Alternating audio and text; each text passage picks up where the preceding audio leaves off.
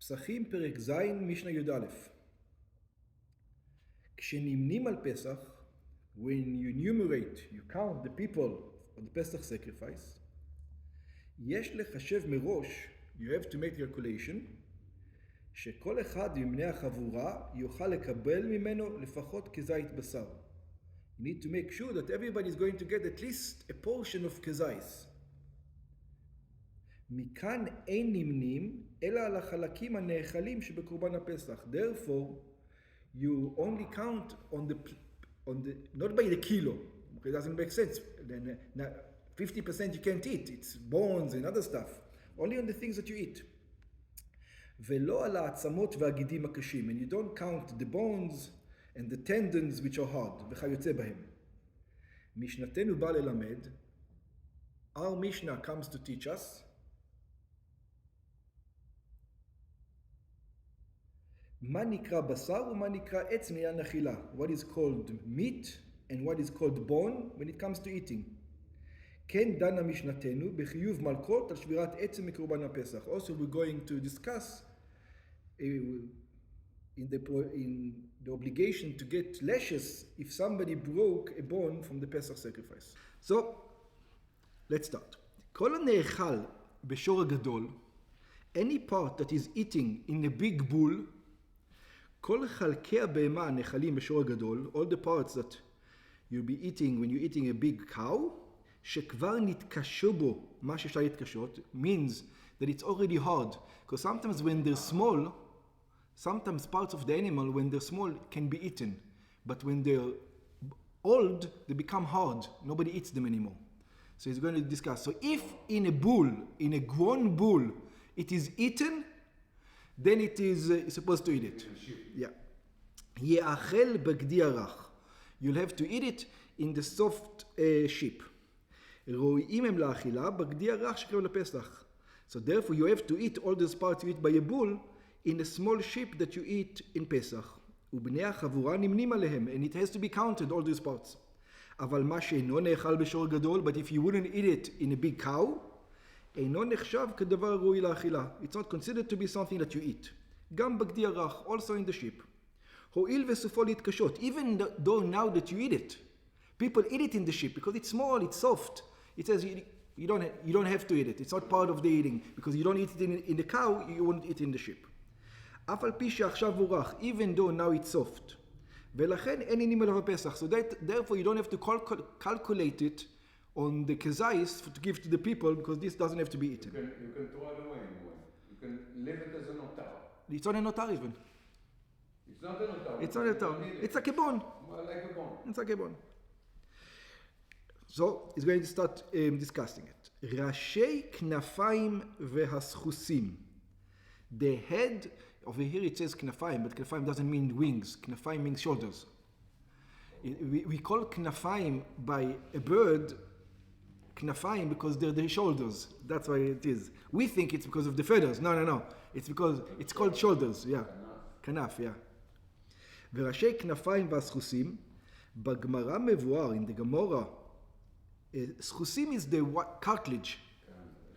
בגמרא מבואר, in the Gemara it explains, שהמשנה בא לפרש כאן, that the Mishnah comes to teach, את האמור ברישא, what is said in the beginning. כלומר, כל הנאכל בשור הגדול, על ידי שליקה, it means anything that is eaten in a big bull.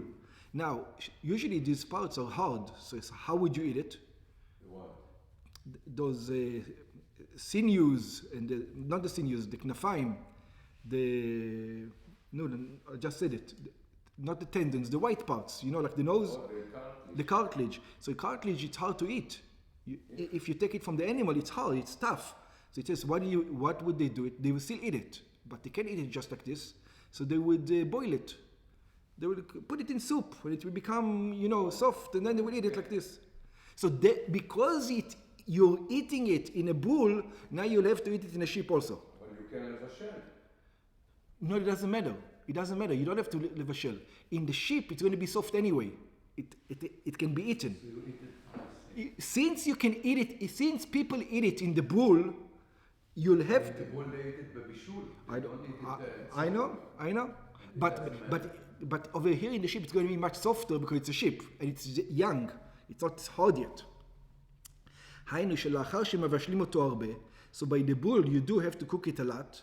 יאכל בגדי הרך עד אצלי, it is possible to eat it by a sheep only by cooking it on the fire, by flaming it. והן, what are they? Which parts are we talking about? ראשי כנפיים, היינו ראשי הכתפיים. It means the head of the shoulders, where the shoulder connects to the bone. Yeah. It's like a schus, it's like a cartilage. והסחוסים, also the other cartilage, תנוחי האוזניים, the cartilage for the ears, והחזה, cartilage for the chest, והצלעות הקטנות, and the small ribs, שבסוף השדרה, that is in the end of the spine, not the thick one. The thin ones, they're almost like, they're like nothing. כך מפרש רש"י וכן הרמב"ם ברטנורה. This is the way Rashi explains and also ברטנורה. אבל הרמב"ם מפרש, the Rambam explains, שמשנתנו דנה לעניין שבירת עצם. Our Mishnah discusses which parts are you allowed to break. In other words, are those considered to be bones and you're allowed to break them? Or yes, you have to eat them and they're not considered to be bones. That's a discussion. שכן הוא כותב, because he writes, היה גדי קטן ורך שעצמותיו רכים. It says if it was a small sheep and soft, that the bones are still very soft, לא יאכל אותן, even though it can be eaten. Yeah, it says, no, you have the prohibition, do not break a bone. שזה שובר עצם, because you're breaking the bone. ואם אכל או כן, if you're going to eat these parts, you're going to get lashes. שאחד השובר עצם קשה או עצם רך. It doesn't matter if the bone is hard or the bone is soft. זה הכלל. So it says, how would you know which is a bone that you can eat? Which one is a bone how do you know if it's a bone or not, considered to be a bone or not a bone? כל שנאכל בשור הגדול אחר שהתבשל. So even though you cook it in a big bowl and you can eat it, it's not a bone. If people eat it, it's not considered to be a bone. הוא שמותר לאכלו כנגדו מנגדי הרך אחר צייתו. This is what you're allowed to eat from the sheep after you roast it. כגון ראשי הכנפיים והסחוסים, just like the cartilage and the head of the shoulders. עיין השגחת הרבד שם, the Rabbit explained over there, שלדעתו בא משנתנו ללמד חיוב אכילה, שהוא בבל תותירו. The Rabbit says, why do you have to tell it to you? Because it says you're not allowed to leave these things uneaten. Because you're not allowed to leave anything until the next day. ויש מפרשים משנתנו, there are those who explains our Mishnah, שהיא באה ללמד הן לעניין איסור שבירת עצם ולעניין אכילה. It says, some say the Mishnah comes to teach both of this. Both not to breaking the bone, which bones you're allowed to break which one, and that you have to eat these parts. שיש עצמות שהם רכים ונלסים היטב, there are some bones that they are soft and you can chew them well, בין השיניים, between the teeth, ובא משנה לשמיעה שאינם נקראים עצם. The Mishnah comes to tell you, these are not called bones. ללקוט עליהם משום שבירתם. To get lashes because you broke them. But you have to eat them. אלא נאכלים הם כשאר בשר. They are part of the korban, you're not allowed to leave them until the morning. ונמנים עליהם כמו על הבשר. And this is part of the calculation of a kazait that each one gets. You want to tell me that people would eat actually everything if you give them the cartilage אוכל מה שאתה... People eat everything. אין דבר כזה, זה נכון. Everything. כי היום יש אנשים שלא אוכלים דברים. Yeah, היום, מודל. Yeah. We in those times, it was expensive. You shech the cow, you eat every little thing. השובר את העצם בפסח הטהור, one who breaks a bone in a pure Pesach sacrifice, בקורבן, הרי זה לוקח 40. He gets 40 lashes. That's the penalty. Why?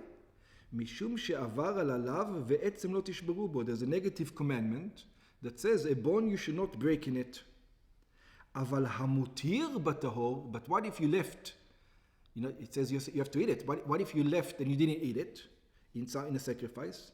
המותיר בשר אפילו בקורבן פסח טהור, even though you left it in a sacrifice which is pure, נמצא שעבר על עליו, you also did the prohibition, negative prohibition. What's the prohibition? ולא תיטורי ממנו עד בוקר.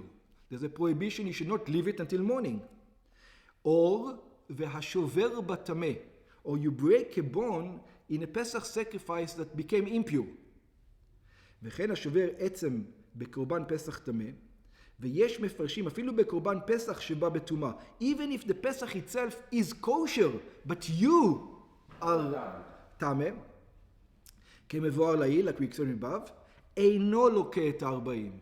He doesn't get 40 lashes. What's the difference? טעם הדברים מבואר בגמרא. So the Gemara explains the reason. By the way, this is the reason, not just over here. You can take this reasoning to the entire Torah.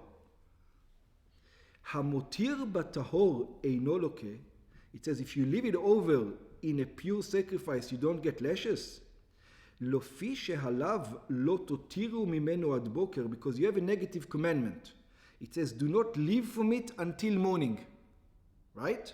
That's the negative commandment.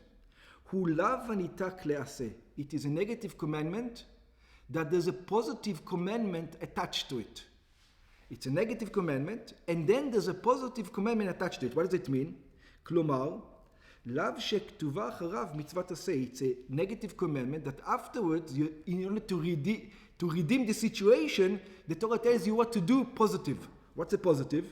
So it says, והנותר ממנו עד בוקר באש תשרופו. And whatever is remaining until morning, you're going to burn in the fire.